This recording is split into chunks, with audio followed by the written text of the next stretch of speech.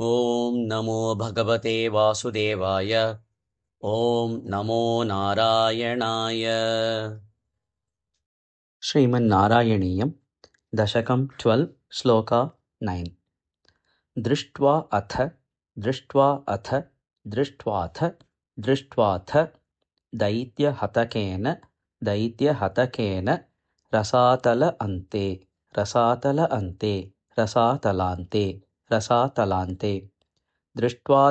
दैत्यहतकेन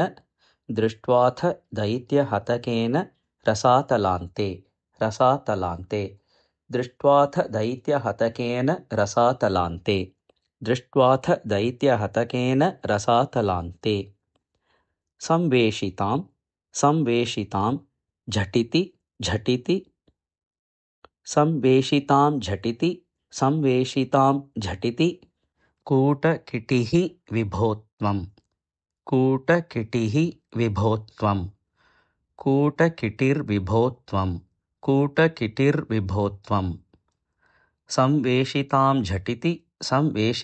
झटिति कूटकिटिः विभोत्वम् संवेशितां झटिति कूटकिटिर्विभोत्वम् संवेशितां झटिति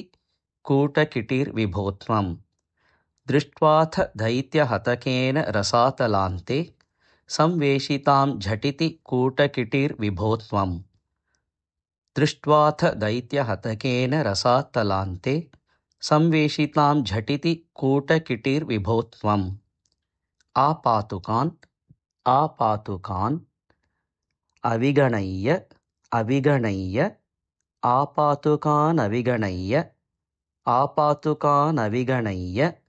सुरारिखेटान्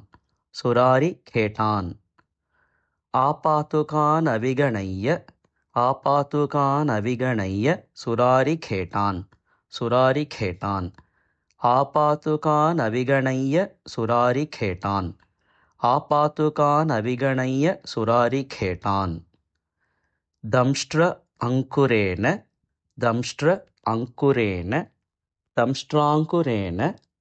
दंष्ट्राङ्कुरेण वसुधाम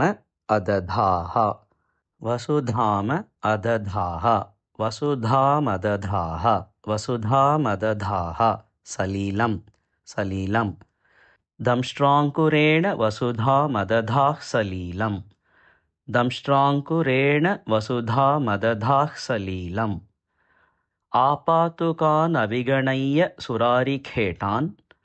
दंष्ट्राङ्कुरेण वसुधामदधाः सलीलम् आपातुकानविगणय्य सुरारिखेटान् दंष्ट्राङ्कुरेण वसुधामदधाः सलीलम् दृष्ट्वाथ दैत्यहतकेन रसातलान्ते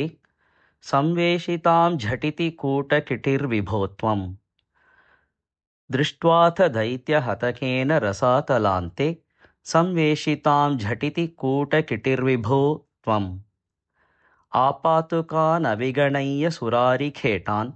दंष्ट्राङ्कुरेण वसुधामदधाः सलीलम् आपातुकानविगणय्य सुरारिखेटान् दंष्ट्राङ्कुरेण वसुधामदधाः सलीलम् दृष्ट्वाथ दैत्यहतकेन रसातलान्ते संवेशितां झटिति कूटकिटिर्विभोत्वम्